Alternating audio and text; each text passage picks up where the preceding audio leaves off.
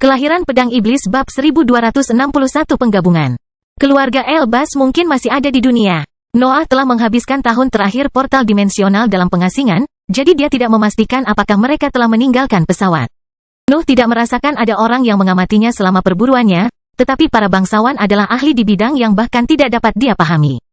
Ada kemungkinan mereka telah melihat pertarungannya tanpa menyadarkan kesadaran bawaannya. Gua di dasar laut tidak memiliki pertahanan apapun. Noah tidak bisa bersantai di sana, dan kondisi mentalnya sangat penting untuk keberhasilan prosedur tersebut. Nuh beristirahat di dalam dimensi terpisah selama beberapa minggu dan mulai berlatih hanya setelah dia merasa yakin bahwa pusat kekuatannya telah menghilangkan stres yang terkumpul dalam pertempuran. Begitu Nuh kembali ke puncaknya, dia memulai persiapan prosedurnya. Nuh telah menyelesaikan semua langkah yang diperlukan untuk keberhasilan prosedur tersebut. Dia telah mengubah sifat kelenjar ular abadi tanpa merusaknya. Sekarang dia hanya perlu melakukan hal yang sama sebelum melanjutkan fusi. Kepala ular peringkat 6 puncak ada di tangannya. Nuh hanya perlu merebut kelenjarnya dan melakukan transformasi yang telah dia kuasai agar siap untuk fusi. Perubahan sifat kelenjar tersebut berjalan sempurna. Fakta bahwa mereka adalah organ di puncak peringkat ke-6 tidak menjadi masalah di hadapan energi Nuh yang lebih tinggi. Kehendak dan materi gelapnya mengubah organ-organ itu menjadi karung kokoh berwarna gelap yang tidak berisi apapun. Mereka masih dapat menghasilkan versi cairan perak yang telah diubah, tetapi Nuh membutuhkannya tanpa adanya zat asing. Akhirnya tiba waktunya, pikir Noah sambil memanggil Snorre. Pendamping darah terbentuk di sampingnya dan menyusut saat mengikuti perintahnya. Mendengkur menjadi ular kecil bersayap yang panjangnya tidak sampai 1 meter. Nuh tidak bisa lepas dari masalah yang biasa terjadi dalam prosedur tersebut. Pertahanan alaminya terlalu tinggi, dan sulit untuk membuat luka tepat yang memungkinkan dia melakukan fusi. Pedang Iblis bisa menyelesaikannya jika Noah memutuskan untuk berusaha sekuat tenaga, tapi Mendengkur bisa melakukan hal yang sama tanpa membuang energinya yang berharga. Bagaimanapun, Noah ingin tetap berada di puncaknya bahkan ketika tubuhnya terbuka. Nuh mengambil darah dari kepala reptil yang dibedah dan menelusuri 2 garis di tubuh telanjangnya. Mendengkur mengisi kemampuan bawaannya dan melepaskan sinar gelap kecil yang bergerak pada tanda tersebut. Bahkan kulit Noah yang luar biasa pecah di bawah sinar gelap Mendengkur. Energi kekerasan itu dapat melukai penggunanya, jadi tidak mengherankan jika energi tersebut dapat merusak tubuhnya. Lebih mudah jika tubuhku adalah pusat kekuatan terlemahku, pikir Noah saat rasa sakit mulai menjalar di benaknya. Noah menghadapi masalah setiap kali dia harus memodifikasi bagian tertentu dari tubuhnya karena tingkat kultivasinya tidak cukup tinggi untuk menyakitinya. Penatua Austin sering membantunya memecahkan masalah itu, tetapi serangan Nuh sekarang lebih kuat daripada jaringannya. Dia bisa mengatasi masalah itu sendiri. Bahkan terasa menyegarkan untuk menangani semuanya tanpa bantuan dari luar. Sinar gelap menembus tubuhnya dari sisi ke sisi, tapi paru-parunya tidak tersentuh. Noah segera fokus untuk menghentikan lubang hitamnya agar tidak meningkatkan pemulihannya, tetapi pusat kekuatan keempatnya tampaknya tidak tertarik dengan kerusakan itu. Kamu mengerti aku, pikir Noah sambil menghela nafas. Pusat kekuasaan keempatnya sebagian besar bersifat otonom, tetapi itu bergantung pada alam bawah sadarnya. Itu tidak mungkin menghentikan Nuh untuk menjadi lebih kuat sekarang karena seluruh keberadaannya menginginkan perpaduan itu. Masalah terakhirku telah hilang, Noah menyimpulkan sambil melebarkan luka itu untuk memperlihatkan isi perutnya. Dia sudah merencanakan cara mendekati fusi itu. Dia tidak perlu mematahkan tulang rusuknya untuk mencapai paru-parunya karena kelenjarnya akan mencair selama penempaan. Nuh membaringkan punggungnya di lantai dan meletakkan kelenjar yang telah diubah itu di dalam lukanya. Penempaannya hanya membutuhkan organ yang dekat, jadi dia tidak perlu terlalu memperhatikan posisinya. Darah mencemari lantai ruangan yang diperkuat tempat dia memilih untuk melakukan fusi. Tangannya terangkat untuk menyentuh kelenjar, dan pikirannya terfokus pada satu-satunya emosi yang dapat membuat penempaan itu menjadi mungkin. Materi gelap keluar dari dadanya dan mengalir melalui pikirannya. Ketika keluar dari lingkungan mentalnya, energi yang lebih tinggi membawa ambisi yang kuat. Itu bukanlah ambisi yang biasa ditunjukkan ketika dia mendorong pusat kekuasaannya melampaui tingkat sebenarnya. Perasaan itu membawa keserakahan yang tak terpadamkan, itulah yang dibutuhkan Nuh. Hanya orang bodoh yang mencoba memperbaiki tubuhnya bahkan setelah mencapai tingkat yang tak terduga. Namun, Nuh tidak bisa menyerah pada kemungkinan pemberdayaan karena dia sudah kuat.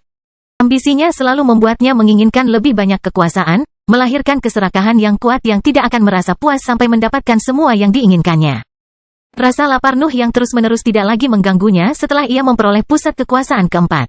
Namun, nalurinya menjadi lebih kuat dan lebih dalam sejak menyatu dengan inti individualitasnya. Bayangan samar dalam keberadaannya akan menjadi ciri khas individualitasnya yang mencolok. Segala sesuatu yang didorong oleh ambisinya akan mencapai tingkat intensitas yang bahkan dapat membawa Nuh menjauh dari jalur aslinya. Itulah kelemahan sebenarnya dari ambisinya. Sedikit tekanan pada pusat kekuasaannya tidak ada apa-apanya dibandingkan dengan kekhawatiran terus-menerus bahwa individualitasnya dapat membuatnya buta. Materi gelap menutupi dada Nuh saat menuangkan ambisinya ke dalam kelenjar. Struktur organ-organ itu bergetar ketika sebuah penggerak baru menyatu dengan jaringannya dan memaksanya mencair. Jaringan kelenjar yang sama mulai menginginkan perpaduan itu. Nuh mempengaruhi hukum dalam strukturnya dengan kemauannya. Ciptaannya memungkinkan dia untuk mengubah masalah tersebut tanpa banyak usaha. Rasa dingin menyebar di dadanya, tetapi rasa sakit yang hebat segera menekan seluruh indranya.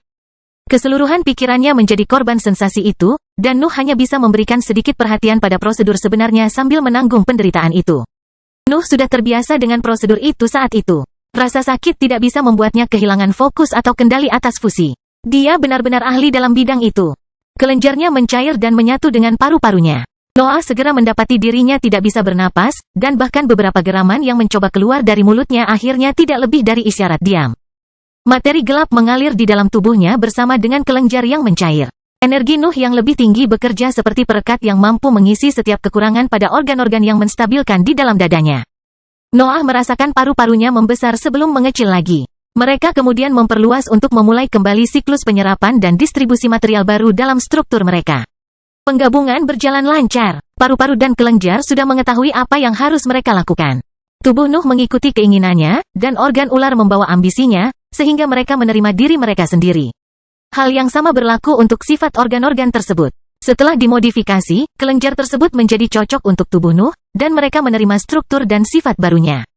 Beberapa masalah muncul setelah keseluruhan kelenjar menyatu dengan paru-parunya. Organ-organ itu pada akhirnya membawa dua kemampuan bawaan yang berbeda. Wajar jika hukum mereka memperjuangkan kepemilikan atas hal tersebut. Namun, lubang hitam melepaskan lebih banyak materi gelap pada saat itu. Lapisan tebal energi yang lebih tinggi menutupi paru-paru Nuh dan mengisolasinya dari seluruh tubuhnya. Materi gelap menciptakan dua inkubator yang menekan konflik tersebut dan membantu menyesuaikan struktur organ tersebut. Sebagian energi yang diserap lubang hitam juga mengalir ke dalam strukturnya dan mendorongnya hingga menyatu sepenuhnya. Noah menghela nafas lega ketika dia memeriksa inkubator. Dia sudah siap membuang paru-parunya kalau paru-parunya terancam meledak, tapi pusat kekuatan keempatnya berperilaku sesuai prediksinya. Kelahiran Pedang Iblis bab 1262 emas Ne.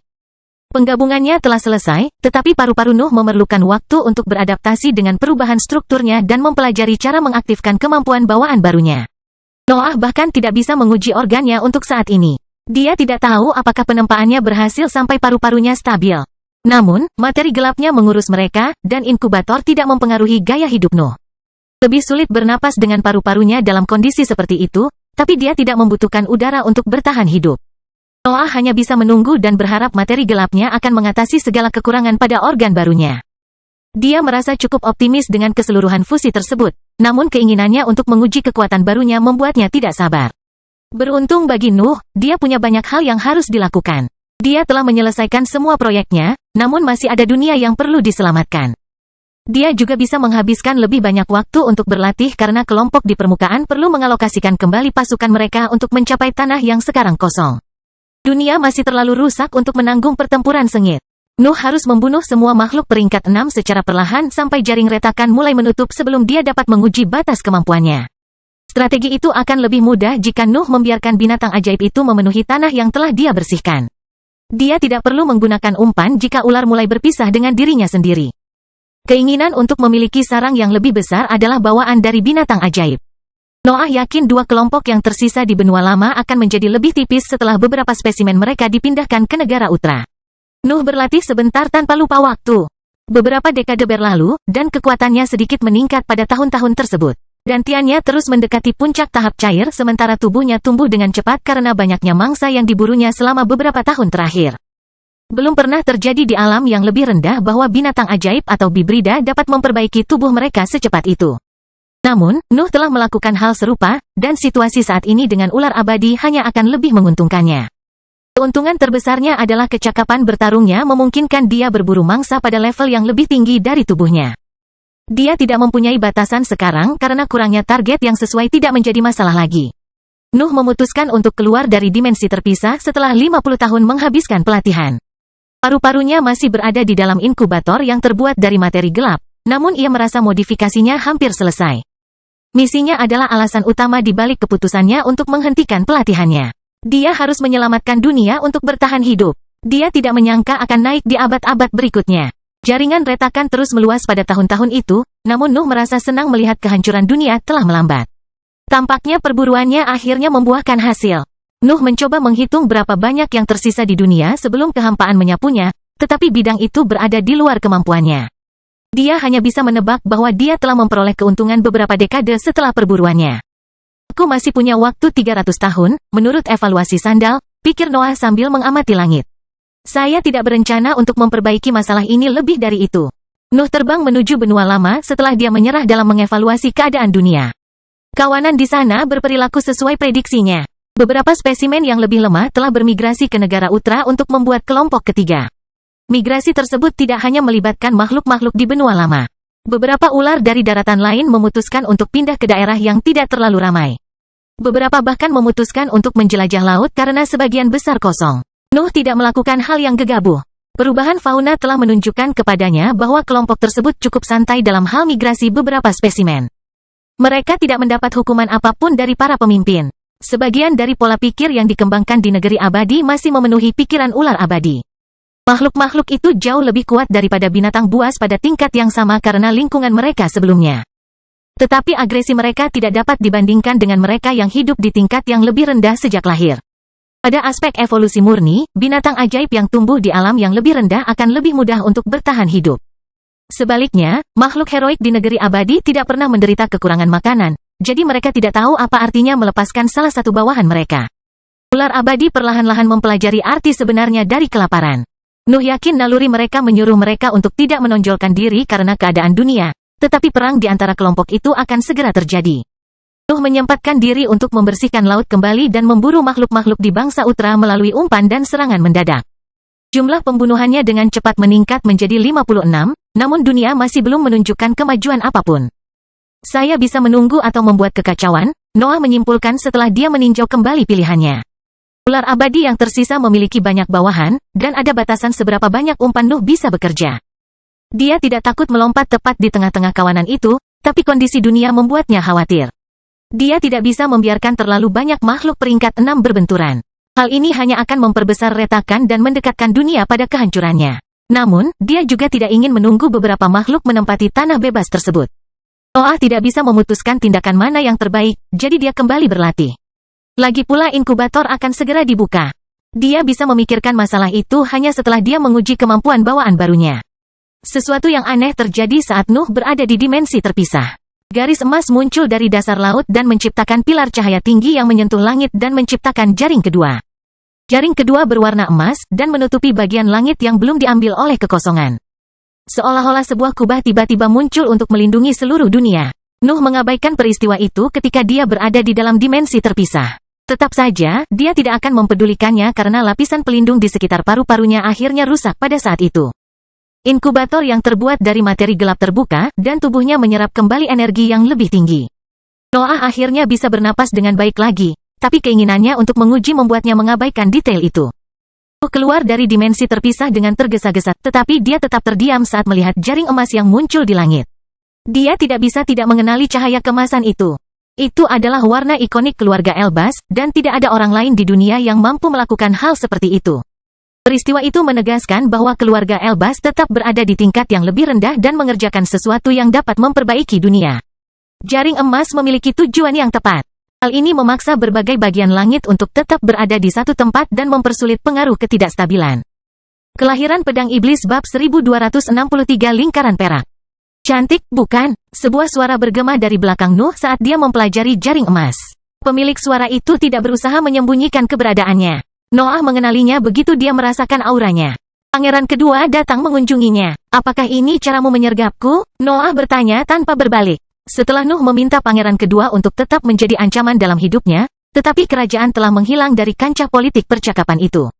Dunia ini terlalu lemah untuk menanggung pertempuran di antara kita, jawab pangeran kedua. Menyelamatkan pesawat ini adalah prioritasnya. Kami hanya bisa kembali bermain setelah semuanya stabil. Kamu tidak membantu dunia jika anggota keluargamu yang lain masih di sini, kata Noah sambil berbalik. Pangeran kedua tidak berubah pada tahun-tahun itu, tetapi ekspresinya tampak lebih santai. Dia tidak lagi tersenyum lebar atau wajahnya yang tanpa ekspresi. Dia tampak damai. Jaring ini seharusnya menghentikan penyumbatan retakan selama 1 abad penuh, jawab pangeran kedua tanpa menganggap penting komentar Nuh. Saya dapat menciptakan lebih banyak hal seperti ini dan menemukan solusi permanen pada tahun-tahun tersebut. Mata Nuh berbinar mendengar kata-kata itu. Dia tidak peduli bahwa pangeran kedua adalah ahli prasasti yang luar biasa, tetapi kemampuan jaring emas membuatnya tertarik. Berapa lama perlindungan ini bisa bertahan? Noah bertanya sambil menunjuk ke jaring. Ekspresi pangeran kedua membeku sesaat mendengar kata-kata itu. Dia tahu apa yang akan dilakukan Nuh jika dia mengatakan yang sebenarnya. Bagaimanapun, dia telah mengamati prestasinya selama beberapa tahun terakhir. Namun, pendekatan Nuh tidak salah, dan pangeran kedua mengetahui hal itu. Kerajaan mencoba memperbaiki dunia melalui prasasti, sementara Nuh bertujuan untuk membunuh semua makhluk kuat yang menghalangi proses penyembuhan dengan tekanan mereka. Saya kira, kata pangeran kedua sebelum berhenti untuk berpikir, Anda seharusnya bisa mengerahkan seluruh kekuatan Anda sekali. Penguatan kerajaan akan kehilangan sebagian besar energinya untuk menekan Anda, namun saya tahu Anda akan mengalahkan sejumlah besar pasukan abadi. Ular. Oh, Noah melanjutkan, maukah kamu membiarkan aku menghancurkan ciptaanmu? Lagi pula aku tidak bisa menghentikanmu, jawab pangeran kedua. Sebaiknya aku mendoakanmu semoga beruntung. Pangeran kedua tetap tenang bahkan setelah Nuh mencoba mengejeknya. Dia sepertinya tidak peduli sama sekali dengan ciptaannya. Dia telah menerima bahwa Nuh akan membuat kekacauan, dan lebih baik melakukannya saat jaring emasnya aktif. Terlebih lagi, pangeran kedua memancarkan kepercayaan baru pada auranya, yang merupakan kebalikan dari wajahnya. Ekspresi sang kerajaan menunjukkan kemalasan dan sikap acuh tak acuh. Kristal merah masih menempati bagian tengah dahinya. Pada akhirnya itulah inti pangeran kedua. Royal adalah manusia bertulis yang diciptakan oleh Raja Elbas. Apakah kamu menemukan jalanmu? Noah bertanya sambil berbalik untuk melihat binatang ajaib di kejauhan. Benua baru berada di dekatnya, sehingga Nuh dapat merasakan berbagai kelompok dan makhluk di dekat garis pantai. Pangeran kedua telah memberitahunya bahwa dia memiliki satu pertempuran yang tersedia, dan dia ingin memilih targetnya dengan baik. Pangeran kedua tidak langsung menjawab. Dia berbalik untuk melihat ke arah yang sama dengan Noah beberapa saat sebelum menjawab. Ya, kamu benar, tapi aku tidak akan menyerah pada warisanku. Nuh tidak menjawab. Dia sedikit penasaran dengan masalah ini, tapi dia tidak perlu mengetahui hal lain. Dia hanya ingin tahu apakah pangeran kedua bisa tetap menjadi ancaman baginya bahkan dalam tahap solid. Aku akan melampaui ayahku, lanjut pangeran kedua. Raja Elbas adalah monster, tapi aku adalah pewaris sahnya. Aku harus berbuat lebih baik. Nuh mengangkat bahunya dan berangkat ke pantai selatan benua baru. Dia telah memilih targetnya, jadi dia tidak punya alasan untuk ragu. Selain itu, perburuannya lebih menarik daripada percakapannya dengan pangeran kedua karena dia tidak mendapatkan apapun darinya. Jaring emas adalah satu-satunya alasan mengapa kerajaan mendapatkan rasa hormatnya. Ambisinya mulai mendorong pusat kekuasaannya melampaui batasnya saat ia terbang menuju kelompok tertentu. Tingkat kultivasinya mencapai tahap solid dalam waktu singkat karena kekuatan aslinya sudah mendekati terobosan itu. Pantai selatan benua baru ini memiliki salah satu area pelatihan terbaik di seluruh daratan. Bahkan Raja Elbas tidak berani mengubah wilayah itu setelah dia menaklukkannya. Danau lava adalah tempat pelatihan terbaik bagi para kultivator heroik yang memiliki bakat api, namun di dasarnya juga terdapat sisa-sisa makhluk suci. Tidak ada yang memastikan hal itu, dan mereka yang bisa menjelajahi dasarnya tidak mau repot-repot memberitahu yang lain. Aura kuno yang terpancar adalah umpan yang sangat menarik bagi ular abadi karena mengingatkan mereka pada tanah abadi. Hal yang sama berlaku untuk wilayah yang dibekukan oleh cairan perak dewa. Wilayah tengah benua baru memiliki kepadatan binatang tertinggi di dunia saat ini. Nuh ingin pergi ke danau lava untuk mengambil sisa-sisa di dasarnya. Dia tidak tahu apakah cincin luar angkasa miliknya dapat menahan mereka atau apakah dia dapat mencapai dasar. Namun, dia bisa menggunakan wilayah itu untuk menguji seberapa dekat dia dengan peringkat dewa. Karena lawan terakhir di dunia adalah ular peringkat 7 yang sangat besar, dia ingin memiliki sesuatu yang memberitahunya seberapa dekat dia dengan level itu. Danau lava adalah rumah bagi 3 kelompok, tetapi hanya 2 yang memiliki spesimen peringkat puncak 6. Yang lainnya memiliki 2 makhluk di tingkat atas, yang menyeimbangkan kekuatan keseluruhan kelompok tersebut. Pusat kekuasaan Nuh telah lama melampaui tahap padat, dan masih terus berkembang. Ambisinya meluap sekarang karena dia mendapat kesempatan untuk tampil sekuat tenaga. Dia bahkan tidak menyembunyikan kehadirannya. Nuh turun menuju danau lava dan menunggu semua ular abadi di daerah itu memperhatikannya. Dia harus mencoba sesuatu sebelum berusaha sekuat tenaga. Para ular merasa curiga pada awalnya, tetapi mereka mengirimkan spesimen tingkat menengah untuk menyelidikinya. Makhluk-makhluk itu berkumpul ke arahnya sambil menggunakan leher dan ekornya sebagai cambuk. Nuh tidak bergerak. Dia membiarkan rangkaian ekor dan kepala mendarat di tubuhnya dan melemparkannya pergi. Dia berakhir di laut, namun ambisinya tidak berhenti meluap. Tidak bisakah mereka menyakitiku lagi? Noah mengeluh dalam benaknya saat dia melesat kembali ke langit dan kembali ke danau lava. Serangan tersebut telah menyebabkan banyak memar dan beberapa luka di tubuh Noah. Namun dia membatasi dirinya untuk menghirup udara sebanyak mungkin untuk meluncurkan kemampuan bawaan barunya. Dunia kehilangan cahayanya dalam sekejap, dan langit berbintang muncul tepat di atas danau lava. Semua binatang buas di daerah itu dapat memahami bahwa penyerang telah kembali, dan mereka tidak ragu-ragu untuk menyerangnya. Nuh menunggu api melakukan sesuatu yang berbeda sementara dia melihat ular tingkat menengah mendekat. Serangan yang dia lancarkan identik dengan kemampuan sebelumnya, namun dia tidak percaya bahwa dia telah gagal. Para ular semakin mendekat, tapi cahaya aneh segera mulai bersinar dari api hitam. Cahaya keperakan menciptakan lingkaran cahaya di sekitar lidah api dan membaginya. Kemudian, beberapa lidah api terpisah dari serangan utama dan menyatu menuju Nuh. Mereka mendarat di tubuhnya dan menciptakan kembali kulitnya untuk menyembuhkan luka-lukanya. Mereka tidak bisa berbuat banyak terhadap memar tersebut, namun luka kecil itu lenyap tanpa meninggalkan bekas. Secara keseluruhan, kemampuannya sangat kuat, jauh lebih baik dari kemampuan bawaannya sebelumnya. Namun, Nuh belum menguasainya. Lingkaran perak tidak langsung muncul selama serangannya, dan itu tidak bisa terjadi lagi. Kelahiran Pedang Iblis bab 1264 seruan untuk mengangkat senjata. Noah menarik napas lagi sementara ular tingkat menengah melompat ke arahnya. Makhluk-makhluk itu menyerangnya tanpa menahan diri, namun mereka hanya bisa melemparkannya lebih jauh. Kulitnya terbuka di beberapa titik, dan lebih banyak memar muncul di tubuhnya saat ia jatuh ke laut. Makhluk pada level itu tidak bisa menyakitinya lebih dari itu. Nuh terlalu kuat untuk binatang ajaib pada level itu. Nuh keluar dari laut dan fokus pada kelompok ular tingkat menengah. Makhluk-makhluk itu telah terbang melewati tepi benua selama serangan terakhir mereka, namun mereka mulai mundur ketika mereka melihat bahwa penyerang tersebut masih hidup. Para bawahannya tahu bahwa mereka bukan tandingan Nuh. Para pemimpin mereka mengirim mereka untuk menguji kehebatannya, dan hasil dari pertukaran itu membuat mereka khawatir. Jelas sekali bahwa mereka tidak dapat menyakiti Nuh. Tubuh mereka berada pada level yang sama, namun kualitas jaringan Nuh hampir setara dengan makhluk di tingkat atas. Selain itu, ambisinya memberdayakan dirinya secara keseluruhan, yang menjadikannya mengekspresikan kekuatan yang lebih unggul. Makhluk di tingkat menengah tidak lebih dari semut di mata Nuh. Tidak masalah jika kondisi ular abadi sempurna karena lingkungan tanah abadi. Mereka tidak memiliki kekuatan untuk mengancam hidupnya. Nuh hampir tidak menganggap makhluk-makhluk itu sebagai musuh. Itu tidak lebih dari boneka sasaran yang berguna saat dia belajar melepaskan kekuatan paru-paru barunya yang sebenarnya. Paru-paru tidak kehilangan kemampuannya untuk mengeluarkan api sederhana. Nuh baru saja menambahkan fungsi baru ke strukturnya. Secara teori, mereka juga bisa menggunakan skill penyembuhan tanpa bergantung pada api. Namun, Noah tidak membutuhkan versi yang lebih lemah dari kemampuan bawaannya. Dia ingin mengekspresikan perpaduan kedua keterampilan tersebut dan melihat kekuatan baru dari organnya. Saya sudah belajar bagaimana melakukannya, pikir Noah sambil terbang menuju makhluk yang mundur. Tubuhku tahu apa yang harus dilakukan. Pikiranku hanya perlu memahaminya. Noah memejamkan mata saat memasuki benua baru lagi. Ular tingkat menengah menyerang pada saat itu, tapi dia mengabaikan mereka untuk fokus pada paru-parunya.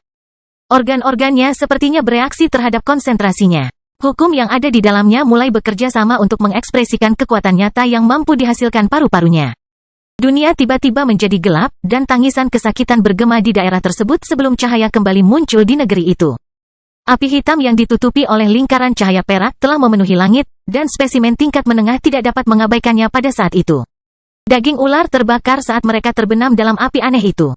Serangan Nuh memaksa mereka menghentikan serangan mereka untuk mengisi area tersebut dengan cairan perak, namun kemampuan bawaan mereka hancur karena daya rusak yang dibawa oleh api. Kemudian, potongan daging yang terbakar terpisah dari ular dan menyatu menuju Nuh. Potongan kulit dan sisik yang berapi-api itu berubah menjadi abu sebelum menyatu dengan tubuhnya dan mengarahkan energi yang dibawanya ke luka-lukanya. Bahkan lebamnya mulai sembuh setelah gelombang energi itu masuk ke tubuh Noah. Seolah-olah api telah memakan daging ular hanya untuk mengambil nafas yang terkandung di dalamnya dan mentransfernya ke Nuh. Belum, pikir Noah sambil menganalisis efek serangannya. Nuh tahu bahwa dia telah gagal lagi. Pikirannya mengatakan kepadanya bahwa dia tidak mengungkapkan potensi paru-parunya yang sebenarnya begitu api keluar dari mulutnya. Tetap saja, itu hanya membuatnya semakin antusias dengan kemampuan barunya. Semua lukanya telah sembuh dalam beberapa detik saat itu. Dia telah kembali ke puncaknya dalam sekejap, dan itu bahkan bukan kekuatan penuh dari paru-parunya. Para pemimpin kelompok tidak bisa mengabaikan ancaman itu lagi. Bawahan mereka telah mengungkapkan kepada mereka bahwa Nuh terlalu berbahaya dan mereka harus menanganinya dengan benar jika ingin mengalahkannya. Serangkaian raungan bergema di wilayah tersebut setelah keempat pemimpin menyuarakan seruan perang. Semua makhluk dalam 3 bungkusan itu memuntahkan cairan perak untuk memenuhi lingkungan dengan pecahan es saat mereka terbang ke langit untuk menghadapi penyerang. Ular tingkat menengah berhasil melarikan diri dari langit berbintang keperakan dan bersatu kembali dengan kelompok lainnya selama seruan senjata itu. Api Nuh bahkan menyebar tak lama kemudian, namun fokusnya tetap pada organ tubuhnya. Pangeran kedua telah memberinya kesempatan untuk berusaha sekuat tenaga, dan Nuh bermaksud membunuh setiap spesimen di area tersebut. Namun, dia tidak akan mulai bertarung secara nyata sampai dia belajar bagaimana mengekspresikan kemampuan bawaannya dengan benar. Langit di atas danau lava berubah menjadi struktur besar yang terbuat dari es dalam beberapa detik. Ketiga bungkusan tersebut berjumlah lebih dari 40 spesimen, dan semuanya menuangkan cairan peraknya ke lingkungan untuk bersiap menghadapi bentrokan yang akan segera terjadi. Para pemimpin mengakui Nuh sebagai lawan yang layak dan menggunakan keunggulan jumlah mereka untuk mengubah lingkungan sesuai dengan kebutuhan mereka. Ular abadi hampir abadi dengan begitu banyak es yang tertinggal di udara. Noah mengabaikan kelakuan makhluk itu dan kembali menutup matanya. Paru-parunya mulai bergetar saat materi gelap mengalir ke dalam jaringannya. Energi primer yang dikandungnya menyatu dengan energi yang lebih tinggi untuk mengaktifkan fungsi organ-organnya. Senyuman muncul di wajah Noah saat merasakan reaksi paru-parunya. Dia tahu bahwa dia telah berhasil bahkan sebelum dia meluncurkan apinya.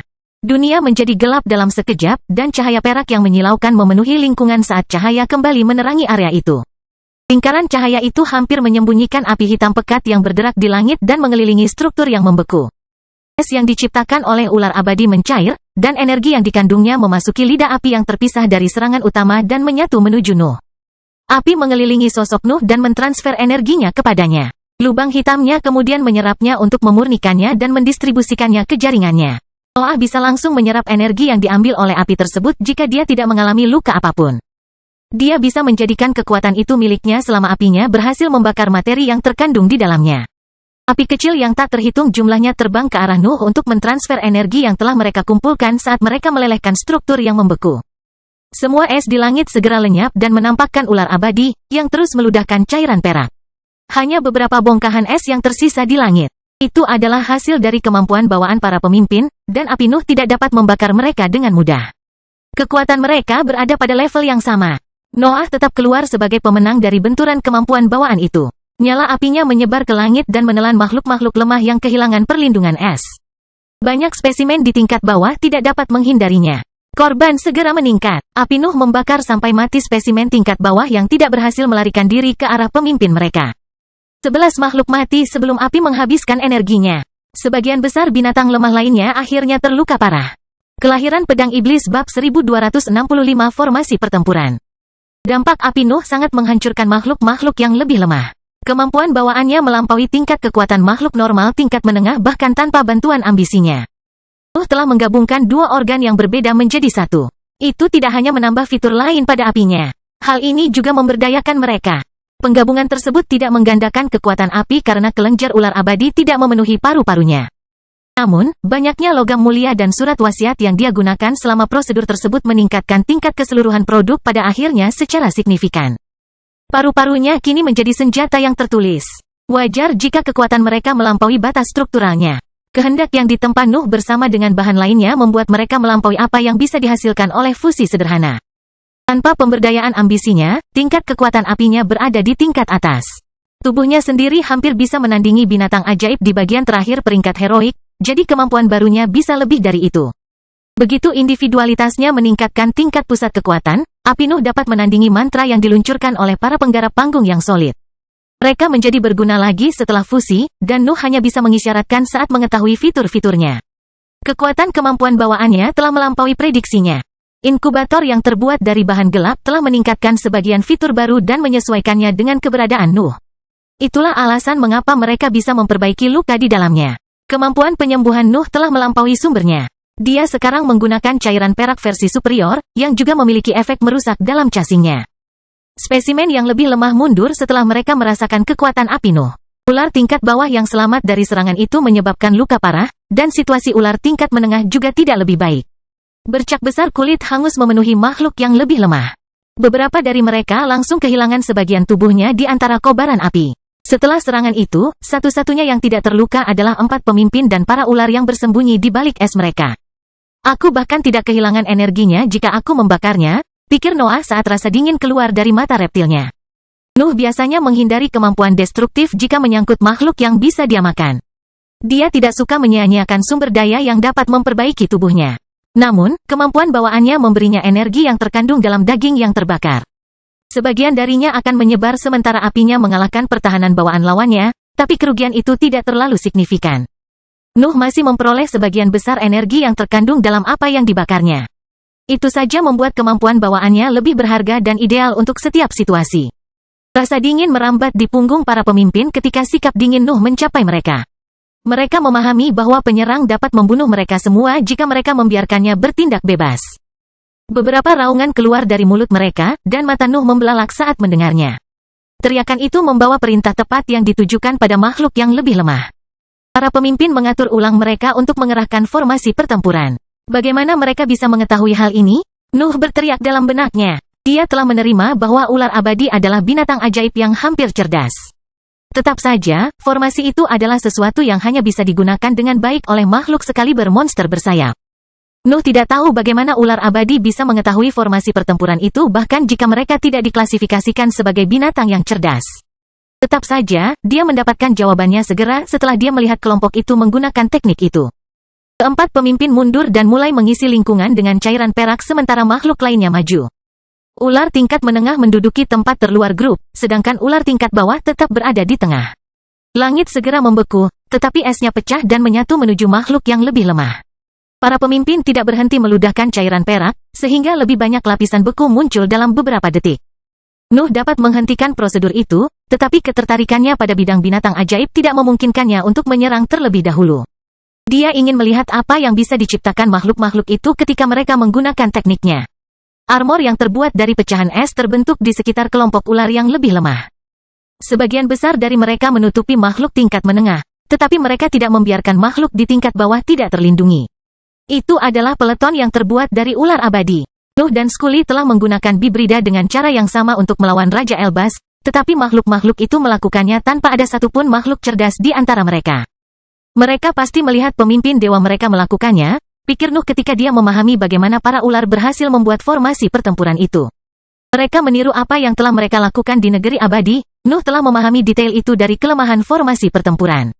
Armornya belum lengkap. Pecahan es telah meninggalkan banyak titik rawan, yang berarti kendali keempat pemimpin tersebut tidak sempurna. Jelas bahwa ular abadi di peringkat heroik tidak bisa mengungkapkan kekuatan sebenarnya dari teknik itu.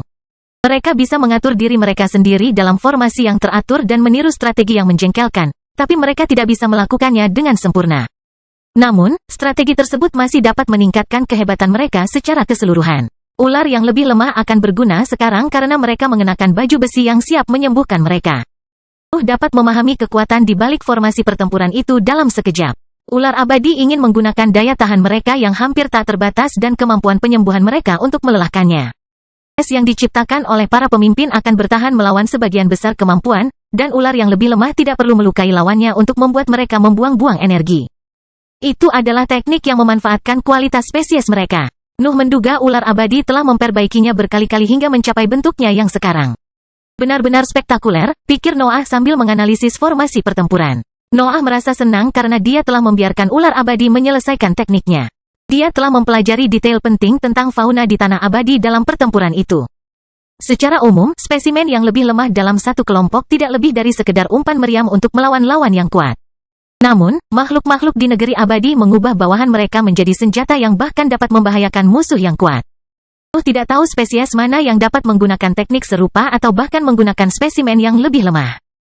Namun, kemampuan itu tidak akan mengejutkannya lagi setelah dia mencapai negeri abadi sejak dia mengetahui keberadaannya. Sudah waktunya untuk mengakhiri ini, pikir Noah ketika dia melihat sekelompok ular lapis baja menyerbu ke arahnya sementara pecahan es mengikuti sosok mereka. Teknik-teknik itu bisa berhasil melawan binatang ajaib yang kesulitan mengalahkan es para pemimpin, tapi Nuh belum menunjukkan kekuatan aslinya dalam pertempuran itu. Ambisinya melonjak, dan baju besi yang terbuat dari materi gelap muncul di sekitar sosoknya. Lapisan perlindungan itu berubah bentuk menjadi sangat buruk ketika asap korosif mulai keluar dari kulitnya. Pangeran kedua telah memberinya kesempatan untuk berusaha sekuat tenaga, dan Nuh tidak akan menahan diri selama jaring emas bersinar di atas kepalanya. Kelahiran Pedang Iblis bab 1266 marah. Ular lapis baja menyerang Nuh sementara lebih banyak menyebar di belakang mereka. Pecahan es terlepas dari struktur beku dan mengikuti mereka dalam penerbangan. Armor tersebut telah menutup luka yang disebabkan oleh api Nuh, sehingga ular yang lebih lemah dapat mengeluarkan sebagian besar kekuatan mereka. 30 makhluk di tingkat bawah dan menengah menyerangnya tanpa menunjukkan rasa takut. Mereka tampak percaya diri sepenuhnya pada taktik mereka. Pedang iblis keluar dari cincin luar angkasa Nuh dan mendarat di tangan. Sebuah bayangan juga terbang keluar dari tempat penyimpanannya dan menghilang ketika sosok besar terbentuk di belakang punggungnya. Mendengkur mendesis pada ular yang masuk saat ia mempersiapkan kemampuan bawaannya. Sinar gelap yang terbuat dari energi yang lebih tinggi mendarat pada makhluk itu sebelum mereka dapat mencapai Nuh. Kelompok ular bahkan tidak berusaha menghindari serangan itu. Sinar gelap menghantam makhluk tingkat menengah di garis depan dan membagi formasi pertempuran saat menembus semua yang dilewatinya. Ular tingkat menengah mati di tempat, dan bahkan makhluk di tingkat bawah di belakangnya pun menjadi mangsa serangan ancaman mendengkur. Namun, monster di belakang mereka berhasil menjauhkan kepala mereka dari jangkauan pancaran sinar tersebut dan terus terbang melalui lubang besar muncul di tubuh mereka. Armor yang membekukan yang terluka, dan pecahan-pecahan berkumpul di sana untuk memulihkan perlindungan mereka. Ular hampir kembali ke puncaknya saat mereka mengepung Nuh. Serangan yang tak terhitung jumlahnya terbang ke tiba-tiba. Para ular menggunakan tubuh fleksibel mereka untuk mematahkan kepala dan ekornya ke kecepatan dalam serangan mengabaikan kerusakan yang disebabkan oleh asap korosifnya. Dunia menjadi gelap saat serangan terbang ke arah Nuh. Cahaya perak yang menyilaukan memenuhi area itu ketika cahaya itu kembali, dan para ular menemukan dirinya berada di lautan api hitam. Armor beku mereka berhasil menangkis sifat destruktif dari kemampuan bawaan Nuh dan memungkinkan mereka menyelesaikan serangan. Serangkaian kepala, gigi, dan ekor menghantam sosok Nuh, dan gelombang kejut menyebar sebagai dampaknya. Aku bisa mengerti bagaimana ini bisa berhasil dalam pertarungan antar binatang ajaib, pikir Noah ketika dia melihat bahwa serangan itu bahkan tidak membuat armornya penyok. Tapi mereka pasti melebih-lebihkan kemampuan mereka jika mereka berpikir untuk menguras tenagaku. Ini, tembakan tangan bebas Noah untuk meraih ular tingkat menengah terdekat. Kepala makhluk itu masih dalam jangkauannya, dan tidak bisa lepas dari cakarnya. Jari-jari tajam itu menembus kulitnya dan menahannya dalam genggaman Nuh. Nuh mengayunkan ular itu seolah-olah itu adalah gada. Tubuh besar makhluk itu menghantam rekan-rekannya dan menumpuknya di samping sehingga mendengkur bisa mengincar mereka dengan sinar yang mengancam. Beberapa ular mati di tempat setelah sinar itu menembus kepala mereka. Knight membunuh orang lain dengan merembes melalui celah di armor mereka dan membuat bagian dalam tubuh mereka berantakan. Lebih banyak lagi yang meninggal akibat asap korosif yang dikeluarkan Nuh secara terus-menerus. Armor yang membeku akan sulit untuk ditangani jika sempurna, tapi mereka tidak bisa menghentikan kemampuan Nuh dalam kondisi cacatnya. Api kecil terbang ke arah Nuh dan mentransfer energi ke tubuhnya. Kemampuan bawaannya tidak pernah berhenti memberinya kekuatan yang terkandung dalam daging yang dibakarnya. Darah hijau berjatuhan di mana-mana di area tersebut karena ular terus terluka oleh api dan asap korosif. Namun, es terus menyembuhkan mereka. Noah bisa mengalahkan kelompok itu dengan mudah. Dia hanya membutuhkan beberapa pertukaran untuk membunuh makhluk lemah itu. Namun, dia berisiko kehilangan target utamanya jika dia terlalu fokus pada ular yang menyerangnya. Para ular terus melancarkan serangan sembrono mereka, tapi mereka tiba-tiba berhenti di beberapa titik. Naungan marah keluar dari mulut mereka saat melihat Noah telah menghilang, hanya digantikan oleh sosok berbentuk manusia. Noah berlari menuju keempat pemimpin itu. Materi gelap mengalir di dalam pedang iblis dan mempersiapkan salah satu serangan terkuatnya. Hanya ada 2 spesimen peringkat 6 puncak di antara para pemimpin. 2 lainnya hanya berada di tingkat atas, jadi Noah merasa yakin pedangnya dapat memotong mereka dari sisi ke sisi setelah terisi penuh. Nuh muncul kembali di balik bangunan beku yang berfungsi sebagai perisai bagi para pemimpin. Keempat ular itu menuangkan cairan perak ke lingkungan pada saat dia keluar dari dimensinya dan mengarahkan pedangnya ke salah satu spesimen yang lebih lemah. Dia biasanya mengincar yang terkuat, tapi dia lebih suka menunggu Snorre menangani spesimen peringkat puncak 6. Sinar gelapnya adalah serangan terkuat di gudang senjatanya, dan lebih baik mengurangi keunggulan numerik jika menyangkut makhluk yang bisa melukainya. Nuh menarik pedangnya ke belakang sebelum mengayunkannya ke salah satu ular tingkat atas. Semburan materi gelap keluar dari pedang iblis, dan ketajaman yang kuat mulai bocor ke lingkungan. Materi gelap menyelimuti kepala makhluk itu dan mengagetkan rekan-rekannya, yang mulai mengaum. Bawahan mereka tidak ragu-ragu untuk meminta bantuan setelah perintah itu, tapi Noah masih punya waktu untuk menyerang lagi sebelum mereka tiba. Mendengkur terbentuk saat semburan materi gelap menelan salah satu pemimpinnya. Malam juga mencapai Nuh dan menyatu dengan serangannya untuk mengamankan pembunuhan jika ular selamat. Ketika sepak terjang Nuh lenyap, mayat ular abadi tanpa kepala jatuh ke tanah. Pemandangan itu membuat para pemimpin lainnya marah, tapi Nuh bertindak sebelum mereka sempat bergerak. Nuh menyerang pemimpin lemah lainnya. Dia melepaskan pedang iblisnya sambil menghantam kepala makhluk itu dan menusukkan cakarnya ke daging makhluk itu. Materi gelap keluar dari armornya dan menyatu menuju pedang iblis yang mengikuti gerakan Nuh. Bilahnya menyerap energi yang lebih tinggi sementara Nuh merobek kepala ular hingga terbuka. Pemimpin puncak peringkat 6 mencoba membantu rekan mereka, tetapi mendengkur melepaskan sinar gelap untuk menghentikan mereka. Blood Companion telah bergerak sehingga sinarnya dapat mengenai mereka berdua, tapi ular kedua menghindari serangan itu ketika dia merasakan bahayanya. Ular pertama juga mencoba menghindari serangan itu, tapi sinar gelapnya terlalu cepat. Ia mendarat di atas kepalanya dan menciptakan lubang besar yang mengambil otaknya sekaligus. Pedang iblis kembali ke genggaman Nuh setelah selesai menyerap energi yang lebih tinggi. Nuh mengayunkannya ke celah yang dibuat dengan cakarnya, dan semburan materi gelap menghancurkan bagian dalam ular. Malam pun tiba untuk memastikan makhluk itu tidak selamat. Nuh hanya membutuhkan 2 pertukaran untuk membunuh 3 pemimpin. Makhluk-makhluk itu memiliki kekuatan yang cukup untuk melukainya dengan benar, tapi pendekatan Nuh sempurna. Dia tidak pernah memberi mereka kesempatan untuk menyerangnya. Hanya 1 ular peringkat 6 puncak yang tersisa di medan perang, tetapi makhluk itu mulai melarikan diri segera setelah melihat rekannya mati. Ia tidak akan tinggal di sana untuk melawan monster yang telah membunuh mereka bertiga dalam beberapa detik. Noah berlari menuju makhluk yang melarikan diri itu dan mencapainya dalam sekejap, tapi raungan yang memekakkan telinga memenuhi langit di atas benua baru dan memaksanya untuk mengabaikan targetnya. Nuh tidak berani berbalik saat ia terbang menuju laut sambil mengumpulkan mayat-mayat yang menumpuk di tanah. Ular abadi peringkat 7 menjadi marah, jadi dia harus meninggalkan benua itu sesegera mungkin. Kelahiran pedang iblis bab 1267 tenggelam. Udara hancur saat ular abadi peringkat 7 meraung. Noah segera berbalik ketika mendengarnya, tapi dia tidak bisa lepas dari gelombang kejut yang ditimbulkan oleh tangisan itu. Nuh telah menghadapi makhluk yang mampu menggunakan kekuatan ilahi dalam hidupnya. Tingkat kesulitannya selalu tidak mampu pada saat-saat seperti itu, dan situasi saat ini juga tidak berbeda. Kesenjangan antara peringkat heroik dan dewa bukanlah sesuatu yang bisa ditutupi oleh seni rahasia atau teknik khusus. Para dewa hidup dalam liga mereka sendiri. Semua makhluk kuat itu telah berhasil meningkatkan eksistensi mereka melampaui batasan fana mereka. Mereka telah memperoleh kekuatan yang melampaui apa yang bisa dimiliki oleh pesawat yang lebih rendah. Nuh tahu bagaimana bahkan pecahan kecil kekuatan ilahi dapat melepaskan kekuatan yang tidak dapat dihadapi oleh makhluk heroik manapun. Jika tidak, level itu tidak akan terlalu sulit untuk dicapai. Namun, dia selalu merasakan dorongan ambisi setiap kali dia berhubungan dengan salah satu keberadaan itu. Noah tidak sabar untuk mencapai level itu. Seluruh hidupnya adalah tentang lebih menjadi kuat, dan liga itu adalah tahap terakhirnya.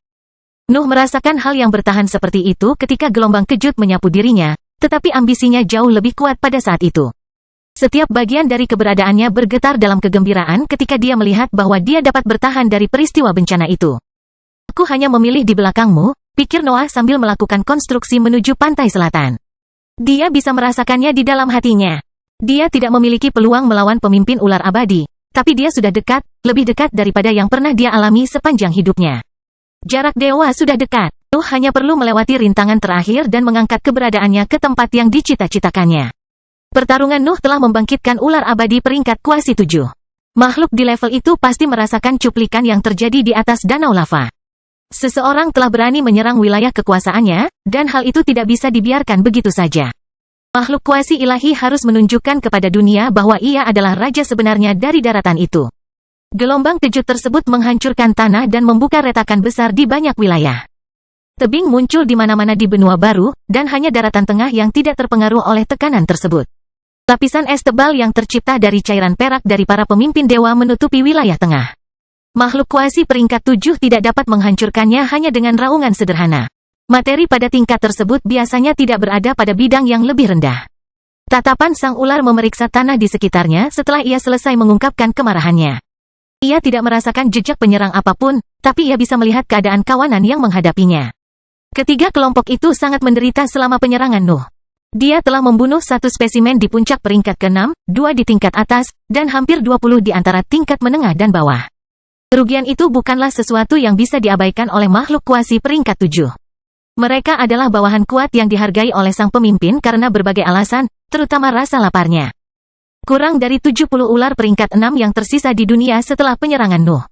Makhluk kuasi peringkat 7 ingin kembali ke tanah abadi suatu hari nanti, tetapi ia tidak tahu apakah jumlah itu cukup untuk naik. Nuh merupakan ancaman terhadap kenaikannya. Ia harus melenyapkan siapapun yang membahayakan cadangan makanannya. Ular itu melesat ke arah pantai selatan ketika memastikan Nuh telah meninggalkan benua itu.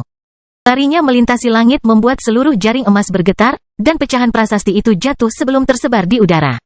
Gerakan satu-satunya sudah cukup untuk merusak formasi yang diciptakan pangeran kedua setelah belajar selama beberapa dekade. Makhluk itu bahkan tidak peduli bahwa tindakannya membawa dunia semakin dekat ke kiamat. Makhluk kuasi peringkat 7 mencapai pantai dalam waktu kurang dari 1 jam. Kecepatannya melampaui keberadaan lain di tingkat yang lebih rendah, dan kekerasan yang dilepaskan selama lompatannya sudah cukup untuk mengancam struktur dunia. Seolah-olah dunia sendiri mengatakan bahwa sesuatu pada tingkat itu tidak mungkin ada.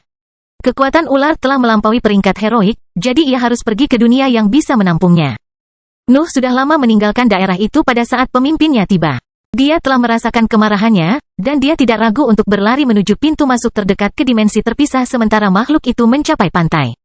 Namun, dia tidak menggunakan matriks teleportasi untuk pergi. Dia menahan diri untuk tidak mengaktifkannya karena dia ingin melihat apa yang akan dilakukan oleh ular peringkat 7 dan mempelajari lebih lanjut tentang kekuatannya. Makhluk kuasi peringkat 7 sedikit berbeda dari keberadaan ilahi yang lengkap. Mereka mempunyai akses terhadap kekuatan yang melebihi tingkat kepahlawanan, tapi mereka bukanlah dewa yang pantas. Dewa kera tidak bisa terlalu sering mengungkapkan kekuatan ilahi, dan binatang bersayap itu hanyalah seekor lalat di mata sandal. Dewa kekaisaran juga ada batasnya. Dia memiliki nafas ilahi dalam jumlah terbatas. Ular peringkat kuasi 7 mirip dengan pemimpin binatang bersayap. Kekuatannya tidak sepenuhnya ilahi, tetapi tidak memiliki batasan dalam mengekspresikan kekuatannya. Itu selalu berada di atas peringkat heroik dalam hal kecakapan bertarung. Pemimpin ular kembali mengeluarkan raungan marah ketika merasakan jejak Nuh mengarah ke laut. Dia pergi ke bawah air untuk kembali ke matriks teleportasi, dan itu membuatnya sulit dilacak. Ular itu bukanlah binatang laut. Lingkungan itu tidak bisa mempengaruhi kekuatan bertarungnya, tapi itu mengurangi jangkauan kesadarannya. Makhluk itu tidak akan bisa merasakannya meskipun dia berada di dekatnya. Nuh tetap memusatkan pikirannya pada makhluk itu. Perhatiannya tertuju pada target akhir perburuannya, dan dia tidak peduli jika kesadarannya akhirnya mengungkapkan posisinya. Dia tidak akan melepaskan kesempatan itu. Mempelajari mangsanya adalah aspek penting dalam perburuannya, dan dia punya alasan lain untuk menunda kembalinya dia ke dimensi terpisah. Ambisinya meledak. Rasa begitu dekat dengan tingkat kekuatan itu telah membuat keberadaannya membara. Dantiannya mulai membaik dengan sendirinya selama proses itu. Individualitasnya juga membantu pusat kekuasaan lainnya, dan lubang hitamnya aktif dengan sendirinya untuk mendukung proses tersebut. Ia telah merasakan kondisi mental Nuh yang aneh, dan tidak ragu-ragu memberikan materi gelap untuk mempercepat perbaikan tersebut. Ular kuasi peringkat 7 mulai membanting ekornya ke daratan pantai selatan, menghindari danau lava dalam prosesnya. Medannya tenggelam akibat hantaman yang berulang-ulang, dan laut segera mengambil alih wilayah tersebut. Laut menenggelamkan seluruh wilayah. Ular yang lebih lemah hanya bisa melarikan diri selama ekspresi kemarahan murni itu, dan beberapa dari mereka bahkan menderita luka dalam prosesnya. Ular kuasi peringkat 7 berhenti menyerang pantai hanya setelah laut telah menginvasi sebagian besar wilayahnya. Mulutnya terbuka pada saat itu, dan gelombang cairan perak jatuh ke tanah saat terbang melintasi area yang telah dihancurkannya. Laut membeku. Lapisan es tebal menggantikan wilayah yang hilang dan menciptakan daratan yang memancarkan aura pemimpin. Seolah-olah wilayah itu kini merupakan perpanjangan dari indera ular. Ular itu kemudian mengangkat kepalanya ke langit dan meludahkan lebih banyak cairannya. Awan besar segera terbentuk, dan tetesan perak mulai berjatuhan di mana-mana di benua baru. Kelahiran pedang iblis bab 1268 ironis. Jaring emas terus runtuh sementara ular abadi peringkat 7 mengungkapkan kemarahannya. Kemunculan awan berisi cairan perak tidak kecuali. Setiap tetes yang jatuh di langit membantu menghancurkan formasi pangeran kedua. Jejak itu terbentuk di langit saat tetesannya jatuh, dan daratan membeku begitu menyentuh tanah. Benua baru seiring berubahnya hujan aneh yang terus turun. Ular kuasi peringkat 7 mengubah daratan menjadi sarang idealnya. Ia juga menyebar ke laut. Benua baru membesar seiring dengan membekunya udara. Tidak butuh waktu lama sebelum daerah-daerah baru muncul di sekitar daratan. Kecuali wilayah tengah, semua tanah beku memancarkan aura kekerasan ular peringkat 7. Makhluk itu telah menggunakan esnya untuk memperluas jangkauan pikiran dan meningkatkan kendali atas daratan.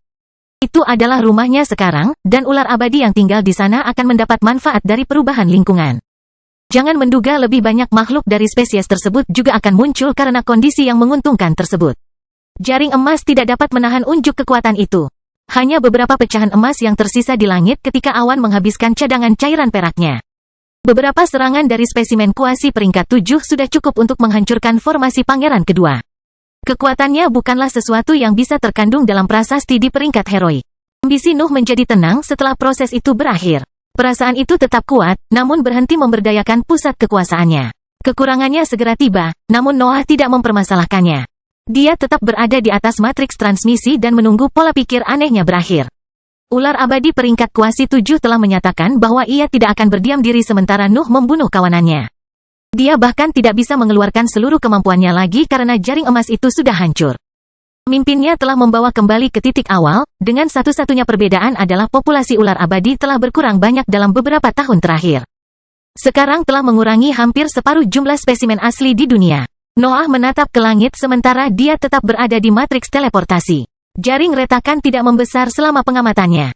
Tampaknya perburuan terakhir akhirnya memperlambat kemerosotan dunia.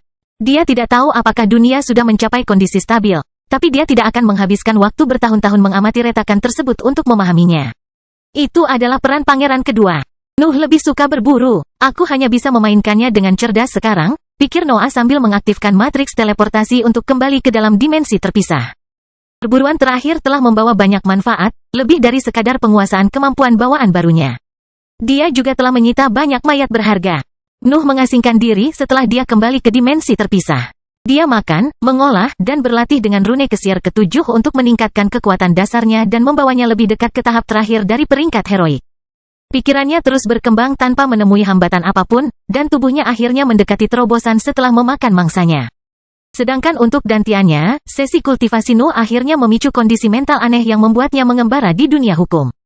Nuh menghabiskan waktu bertahun-tahun mengamati bagaimana pengaruhnya mempengaruhi struktur dunia. Kehancurannya menghancurkan nafas sementara ciptaannya menyusunnya kembali dalam bentuk kegelapannya. Namun, itu hanyalah beberapa aspek dari individualitasnya. Nuh tahu bahwa ambisinya adalah inti dari keberadaannya. Dia harus membuat perasaan itu mencapai tingkat yang lebih tinggi jika dia ingin maju. Para penggarap heroik harus menjadi hukum untuk mencapai tingkatan dewa. Prosesnya lambat, dan seringkali gagal karena banyaknya ketidakmurnian yang dibawa oleh individualitas mereka.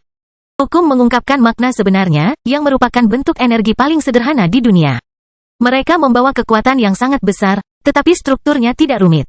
Nuh harus membawa individualitasnya ke tingkat yang sama untuk menjadi dewa, dan itu mengharuskan dia menemukan makna sebenarnya yang mampu mengekspresikan semua ciri keberadaannya. Dia telah belajar tentang efek individualitasnya selama tahap cair, namun dia perlu meningkatkan eksistensinya untuk mencapai fase berikutnya. Ini bukan lagi soal kemampuan atau teknik. Nuh sekarang harus menjadi eksistensi yang unggul untuk mencapai tahap terakhir. Ambisiku tidak memiliki bentuk yang pasti, pikir Noah sambil tetap tenggelam dalam latihannya. Ini dapat mendorong semua aspek keberadaan saya dan menjadikannya melampaui tingkat normalnya.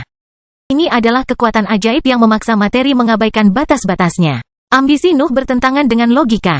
Itu berperilaku sebagai seni rahasia yang dapat memberdayakan semua teknik dan pusat kekuasaannya tanpa menimbulkan dampak yang keras. Individualitasnya adalah realisasi dari impian terbesar Nuh. Dia selalu menginginkan kekuatan yang mengabaikan batasan dan kelemahan eksternal. Meditasi-meditasi itu akhirnya memunculkan sebuah kenangan yang dia ketahui dengan sangat baik. Sebuah pemandangan yang melekat di benaknya sepanjang hidupnya muncul kembali dan memenuhi pikirannya. Bahkan setelah bertahun-tahun, pikir Noah saat senyuman muncul di wajahnya. Noah baru berusia 5 bulan ketika dia melihat pemandangan itu. Dia tidak punya tujuan apapun saat itu. Kehidupan tampak tidak berharga di matanya, dan dia percaya bahwa tidak ada yang bisa menggugah perasaannya. Namun, seekor naga telah muncul di depan pintu rumah Balvan, dan Thomas Balvan menangkisnya dengan tangan kosong. Tidak kusangka itu selalu ada di sini, pikir Noah sambil berhenti berkultivasi hingga meledak dalam tawa yang keras. Noah tidak percaya dia masih mengingat kenangan itu dengan begitu jelas. Dia adalah monster berumur 2000 tahun, tapi pemandangan itu tidak hilang di antara banyak kejadian dalam hidupnya. Butuh waktu lama bagi saya untuk memahami hal ini, pikir Noah sambil berbaring di lantai dimensi terpisah dan terus tertawa. Sepanjang hidupnya, hasrat Nuh akan kekuasaan diwujudkan dalam berbagai bentuk. Dunia kultivasi memiliki teknik, mantra, dan seni bela diri, sehingga keinginannya mengambil bentuk tersebut. Dunia sudah mencemari keinginannya saat itu. Perasaan Nuh kehilangan sebagian kemurniannya saat ia menjalani perjalanan kultivasi. Proses itu tidak dapat dihindari, tetapi Nuh mencapai kesimpulan itu hanya ketika dia meninjau kembali kehidupannya dari tingkat kekuatannya saat ini. Teknik, mantra, seni bela diri, teriak Nuh dalam benaknya, itu hanyalah benda. Aku menginginkannya karena mereka memberiku kekuatan, tapi ambisiku melampaui apa yang bisa dicapai oleh benda itu. Tingkat kultivasi Nuh meningkat ketika pikiran-pikiran itu memenuhi pikirannya. Dia telah menemukan arti sebenarnya, dan seluruh keberadaannya bereaksi terhadap peristiwa itu. Ambisi yang dirasakan saat Thomas Balvan menangkis sang naga memang murni. Itu adalah keinginan sederhana akan kekuasaan dari seorang pria yang tidak tahu apa-apa tentang dunia kultivasi. Nuh tidak dapat menerapkan ambisinya pada metode sebenarnya karena dia tidak tahu apa-apa. Dia hanyalah seorang anak kecil yang dipenuhi dengan dorongan yang tak terhentikan. Ketidaktahuannya terhadap dunia kultivasi telah membuat ambisinya mencapai tingkat kemurnian yang mengabaikan batasan dan hukum di sekitarnya. Ketidaktahuan telah membiarkan perasaannya terbebas dari kenajisan apapun. Kini, Nuh merasakan ambisi murni yang sama mengalir dalam keberadaannya. Itu adalah perasaan yang mengabaikan semua hal yang telah dia pelajari sepanjang hidupnya. Itu adalah bentuk energi yang melakukan apapun yang diinginkannya dan mengabaikan apakah hal itu bisa dilakukan. Nuh tidak bisa berhenti tertawa. Ia merasa ironis bahwa perjalanan kultivasinya telah membawanya kembali ke langkah pertamanya, namun ia tidak lupa memperhatikan perubahan pada tingkat kultivasinya. Dantiannya maju ke panggung padat sementara perasaan itu memenuhi keberadaannya. Kelahiran Pedang Iblis bab 1269 rumah. Nuh telah menemukan makna sebenarnya dalam ingatannya yang paling tua. Pengalamannya tidak ada apa-apanya di hadapan kemurnian yang mampu diwujudkan oleh ambisinya ketika pertama kali terbentuk. Ambisinya adalah energi yang menantang tingkat kekuasaan, batasan, dan hukum. Satu-satunya tujuannya adalah untuk memberi Nuh lebih banyak kekuatan, dan tidak peduli metode apa yang digunakannya. Struktur dimensi terpisah berubah saat aura tidak memenuhi area tersebut. Tingkat wacananya meledak dan menyebar ke lingkungan sekitarnya sambil membawa ambisinya. Dinding tak kasat mata di tempat gelap itu melebar. Dimensi terpisah membesar karena tekanan yang memancarkan aura Nuh, tetapi ambisinya mengubah strukturnya. Materi mulai muncul di dinding-dinding itu. Sepetak besar material gas mengembun di dalam batas dimensi terpisah dan meningkatkan daya tahannya. Gas tersebut mengembang hingga memenuhi dinding koridor dekat Nuh. Struktur mereka membaik ketika ambisinya meresap ke dalam struktur mereka dan membuat mereka mencapai kondisi terbaiknya. Hal serupa terjadi pada bangunan di sekitarnya. Garis-garis gelap muncul pada struktur mereka ketika ambisi Nuh memaksa mereka untuk menjadi versi terbaik dari diri mereka sendiri. Individualitas Nuh seolah-olah memaksakan masalah tersebut untuk mengungkapkan potensi sebenarnya. Keberadaannya satu-satunya sudah cukup untuk membawa bangunan dan dinding halus ke tingkat yang biasanya tidak dapat mereka capai tanpa penambahan prasasti lagi. Dasar dari dimensi terpisah juga berubah. Ambisi Nuh meningkatkan sifat beberapa bidang tanah palsu itu dan mengubahnya menjadi tanah nyata. Perubahan tersebut bukanlah pemberdayaan sementara yang diperoleh selama Nuh berada di sana. Ambisinya telah mengubah struktur mereka selamanya dan mendorongnya melampaui batas-batasnya. Dimensi area terpisah itu menjadi sangat mirip dengan dunia luar. Ambisi Nuh telah meningkatkan kondisinya, dan masalah tersebut tidak dapat kembali ke level sebelumnya. Nuh merasakan perubahan itu dan memahami bahwa ia telah berhasil memunculkan hakikat sebenarnya dari makna sebenarnya. Keberadaannya tidak lagi hanya mempengaruhi dirinya sendiri. Dia mulai mengubah hukum dalam masalah ini. Makna sebenarnya sekarang mengubah struktur dunia hanya dengan keberadaannya saja. Hukumnya akhirnya terbentuk, dan masalah di sekitarnya tidak bisa lepas dari pengaruh individualitasnya. Keberadaan Nuh mempunyai otoritas yang sama dengan hukum-hukum lain di dunia. Dia hanya perlu membuat pengaruhnya tumbuh untuk mencapai tingkatan dewa sekarang. Sudah lama berlalu lagi, pikir Noah sambil menekan auranya. Langit dan bumi tidak dapat menyadari dimensi terpisah karena tindakan pencegahan yang dilakukan oleh 37. Namun, mereka juga mengabaikan kawasan tersebut karena strukturnya jauh lebih rendah dari permukaan. Dimensi terpisah dari arsitek ilahi bertujuan untuk meniru tanah fana, dan ambisi Nuh berisiko untuk memenuhi tujuan tersebut. Dia tidak bisa membiarkan area itu berkembang menjadi bidang yang lebih rendah jika dia ingin langit dan bumi terus mengabaikannya. Nuh membutuhkan 1 abad penuh untuk maju. Pelatihannya selalu membutuhkan banyak waktu, dan dia tidak bisa mempercepat datangnya pencerahannya. Namun, dia masih mencapai tahap terakhir dari peringkat heroik dengan kecepatan yang luar biasa. Dia tidak yakin apakah dia sudah melewati batas 2000 tahun, tetapi dia tahu bahwa tidak ada kultivator lain yang bisa menandinginya dalam hal pertumbuhannya. Nuh tidak membuang waktu membandingkan dirinya dengan makhluk terkenal lainnya. Pikirannya telah mencapai tingkat kejernihan baru, dan pikirannya telah selaras dengan individualitasnya. Dia hanya bisa memikirkan kekuatannya sekarang. Nuh menghabiskan beberapa dekade lagi untuk berkultivasi. Dia perlu menstabilkan kekuatannya, dan dia ingin melihat apakah pedang iblis akan berkembang pada tahun-tahun itu.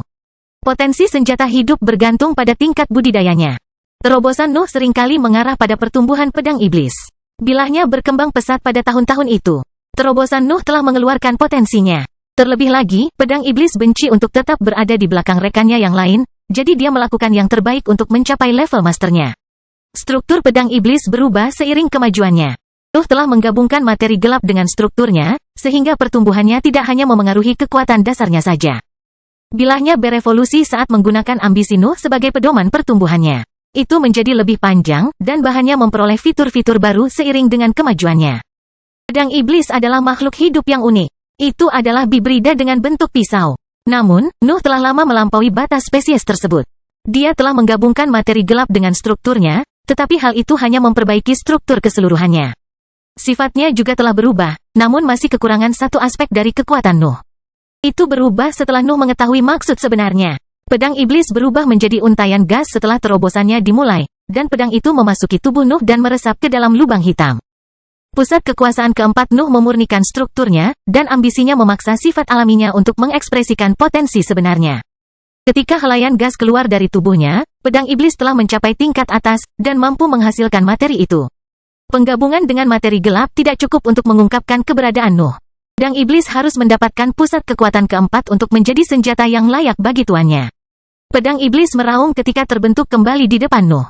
Materi gelap yang keluar dari bentuknya mulai menghasilkan awan energi yang lebih tinggi, namun Nuh segera menggunakannya untuk mengajarinya cara mengendalikan kekuatan barunya. Bilahnya tidak bisa menciptakan dunia gelap, tapi bisa mencapai tingkat ketajaman baru karena memiliki energi Nuh yang lebih tinggi. Terobosan ke tingkat atas telah memberi pedang itu kemampuan bawaan. Aku memiliki dunia gelap, pikir Noah saat senyuman muncul di wajahnya, mendengkur memiliki sinar gelap, dan sekarang pedangku memiliki sesuatu yang serupa. Saya belum pernah merasa begitu lengkap. Nuh menunggu beberapa tahun lagi sebelum meninggalkan dimensi terpisah. Dia harus memastikan bahwa dia mengendalikan kekuatan barunya sebelum kembali ke dunia luar. Permukaannya telah berubah pada periode itu.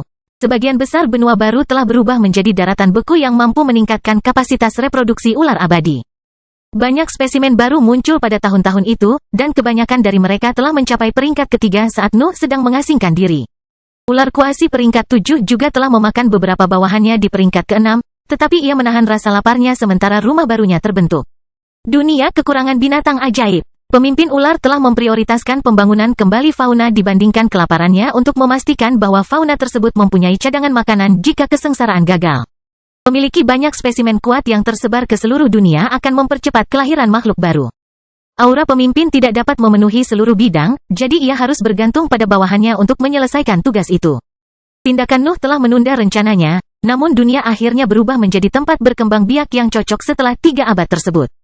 Pemimpinnya sekarang dapat memakan beberapa bawahannya dari waktu ke waktu sambil menunggu spesimen yang lebih kuat muncul. Sama halnya dengan ular albino peringkat 5, satu-satunya perbedaan adalah ular abadi peringkat kuasi 7 ingin menerapkan sistem itu ke seluruh dunia. Kelahiran pedang iblis bab 1270 terhubung. Nuh tidak suka ular abadi peringkat kuasi 7 mulai memakan bawahannya. Dia juga tertarik pada makhluk-makhluk itu karena mereka adalah makanan terbaik untuk kondisinya saat ini. Tubuhnya mulai mendekati terobosan ke tingkat atas, tetapi Nuh menyadari persyaratannya yang tidak masuk akal. Semua makhluk yang diburu pada tahun-tahun itu hanya berhasil mendorong kekuatan ke satu tingkat, dan dia telah mencapai titik ketika pusat kekuatan membutuhkan lebih banyak energi. Itu adalah kelemahan yang akan menemaninya sepanjang hidupnya. Kekuatan yang lebih tinggi membutuhkan lebih banyak energi untuk maju, dan Nuh tahu bahwa ia memiliki tubuh terbaik yang tersedia. Proyek terbarunya juga meningkatkan persyaratan tersebut. Tubuhnya menjadi lebih kuat setelah menyatu dengan kelenjar ular. Pemberdayaan tersebut telah meningkatkan jumlah energi yang dibutuhkan untuk invasinya. Noah tidak menyesali pilihannya. Dia tidak akan pernah menyerah pada kekuasaan karena hal itu membuat perjalanan gambutnya semakin sulit. Ia justru menganggap hambatan itu sebagai bukti bahwa ia telah menjadi jauh lebih kuat dari rekan-rekannya. Noah mempelajari permukaannya sebentar, dan dia menganalisis bagaimana tingkat barunya mempengaruhi dunia di sekitarnya. Perburuannya harus terus berlanjut, namun dia perlu mempersiapkan strategi yang tepat. Pembunuh ular peringkat kuasi 7 akan meringankan banyak tekanan dunia, tetapi Nuh tidak tahu apakah dia bisa menghadapi makhluk pada level itu. Terlebih lagi, dia yakin pesawat tersebut tidak akan mampu menahan kekuatan penuhnya hingga mulai pulih. Kehadiran ular kuasi peringkat 7 juga mencegahnya menggunakan beberapa pendekatan. Tidak bisa membiarkan hal itu terjadi seperti sebelumnya karena tanah membeku. Pemimpin ular akan segera menyadari jika dia menginjakan kaki di benua baru. Noah hanya bisa mengandalkan taktik tabrak lari di sana. Namun, ia memiliki benua lain yang dapat ia gunakan. Anda dapat membersihkan daratan lama dan melihat apakah dunia kembali ke keadaan yang layak. Itu akan memberikan kesempatan untuk menerapkan taktik yang berbeda, dan itu akan membuat perburuan di benua baru menjadi lebih menghibur. Ada aspek positif lain dalam situasi yang mengerikan itu. Ambisi Nuh berhasil mempengaruhi struktur dunia seperti halnya dimensi terpisah. Lebih banyak materi akan muncul dimanapun auranya menyebar. Hal ini meredakan kekhawatirannya mengenai kelemahan dunia karena ambisinya menjadikannya lebih stabil. Dia hanya perlu membiarkan ambisinya mempengaruhi medan perangnya sebelum memulai serangannya. Perburuan akan menjadi kurang menghibur, tapi Noah tidak mau mengambil risiko menghancurkan dunia. Aku ingin tahu seberapa kuat diriku sekarang, pikir Noah sambil bergerak menuju benua lama. Itu membuatnya kesal karena dia tidak bisa menguji kekuatan barunya dengan benar. Tapi dia tidak bisa menghindari masalah itu dalam situasinya saat ini. Menyelamatkan dunia datang sebelum keinginannya. Masa depannya bergantung pada perburuannya. Saya kira saya akan bisa berusaha sekuat tenaga hanya selama pertempuran terakhir, Noah menyimpulkan saat perhatiannya masuk ke dalam ring luar angkasa khususnya. Spesimen tingkat atas seharusnya tidak mendekati levelku sekarang. Pedang iblis mengeluarkan suara gemuruh dari dalam ring luar angkasa saat ia memahami pola pikir Nuh. Bilahnya telah mengalami terobosan setelah sesi latihan terakhir, dan sifatnya telah berubah selama proses itu. Nuh tidak tahu seberapa kuat senjata hidupnya, tapi dia tahu bahwa binatang ajaib tingkat atas yang sederhana tidak akan cukup untuk menguji kekuatannya. Dia bisa dengan mudah membunuh makhluk-makhluk itu ketika dia berada di tahap cair dan pedang iblis berada di tingkat menengah. Dia tidak percaya dibutuhkan lebih dari satu tebasan untuk menangani mereka pada levelnya saat ini. Makhluk-makhluk di benua lama telah terpecah lagi, dan Nuh tidak ragu-ragu memanfaatkan kelemahan pertahanan mereka. Terdapat kurang dari 25 spesimen peringkat 6 di negeri itu, jadi dia bisa merawatnya tanpa memerlukan strategi unik. Nuh memburu spesimen tersebut dengan mengulangi pendekatan yang sama. Dia terbang ke dalam benua, menebas makhluk pertama yang dia temukan, mengambil tubuhnya, dan kembali ke laut. Dia tidak perlu melakukan apapun untuk membersihkan benua lama. Dia hanya perlu memberikan waktu berlalu antara satu perburuan dan perburuan lainnya untuk menghindari penyebaran kekacauan terlalu sering. Benua lama adalah rumah bagi dua ular peringkat 6 puncak, tetapi bahkan mereka tidak dapat berbuat apapun melawan kehebatan baru Nuh. Pedang iblis membelah kepala mereka menjadi dua saat dia melancarkan serangan. Bilahnya sekarang bisa menghasilkan materi gelap dengan sendirinya. Setiap kali Nuh menebas, pedang iblis akan melepaskan garis gelap tajam yang memotong semua yang dilewatinya. Ketajaman senjata hidup mencapai intensitas yang gila-gilaan saat Nuh melakukan tekniknya. Seolah-olah pedang iblis mendapat manfaat dari dua putaran pemberdayaan dalam serangan yang sama. Terlebih lagi, itu hanyalah bentuk dasar dari kemampuan bawaan pedang itu. Itu adalah pelepasan sederhana energi yang lebih tinggi dalam bentuk garis tajam. Pedang iblis bisa berbuat lebih banyak, tapi ular abadi tidak pernah memberikannya kesempatan untuk menunjukkan kemampuan lain. Aku telah mencapai titik di mana makhluk peringkat puncak 6 tidak dapat melakukan apapun terhadapku, pikir Noah sambil memeriksa cincin luar angkasanya saat dia duduk di matriks teleportasi yang terhubung ke dimensi terpisah. Barang penyimpanannya berisi 23 mayat ular abadi peringkat 6 yang memiliki luka yang hampir sama. Sebuah sayatan tajam telah memotong kepala mereka menjadi dua bagian. Satu-satunya perbedaan adalah seberapa dalam setiap tebasan berhasil menggali tubuh mereka. Tubuh ular peringkat 6 puncak telah berhasil menghentikan tebasan tepat di bawah leher mereka. Kekokohan sisik mereka sungguh luar biasa. Tetap saja, itu tidak ada gunanya karena mereka hanya bisa memblokir serangan Nuh setelah tebasan vertikal membelah kepala mereka. Nuh membutuhkan waktu kurang dari 4 bulan untuk merawat makhluk-makhluk di benua lama, dan dia telah kembali ke pintu masuk dimensi terpisah setelah daratan itu kosong. Tubuhnya mungkin bisa mencapai tingkat atas jika dia menggunakan bagian dari boneka binatang bersayap itu. Tapi Noah ingin melihat bagaimana situasi di permukaan berkembang sebelum memutuskan langkah selanjutnya. Ular peringkat kuasi 7 tidak bereaksi terhadap perburuannya karena rumahnya berada di benua baru, dan makhluk-makhluk itu telah mati sebelum mereka dapat mengeluarkan tangisan. Namun, pemimpinnya pasti akan melakukan sesuatu setelah menyadari bahwa 23 spesimen berharga telah hilang dari kemasannya. Prediksi Nuh ternyata tepat sasaran. Raungan memekakkan telinga bergema di langit seminggu setelah dia menyelesaikan operasi pembersihannya, dan sosok besar pemimpin ular terlihat di atas benua baru. Sang ular tampak waspada terhadap kondisi dunia. Ia tidak membiarkan amarahnya mengatur tindakannya, namun ia masih menggunakan cairan peraknya untuk mengubah lingkungan lagi. Makhluk itu tidak bergantung pada teknik khusus apapun pada saat itu. Ia terbang di atas laut yang membagi dua benua dan meludahkan cairan perak untuk membekukannya. Sebuah platform beku segera menghubungkan kedua daratan dan mengubahnya menjadi satu benua raksasa yang mulai ditempati oleh spesimen lain di bawah perintah pemimpin. Setiap kawanan dan spesimen berharga mulai hidup di atas es yang memancarkan aura kekerasan sang pemimpin setelah migrasi berakhir. Tindakan Nuh tidak luput dari perhatian lagi.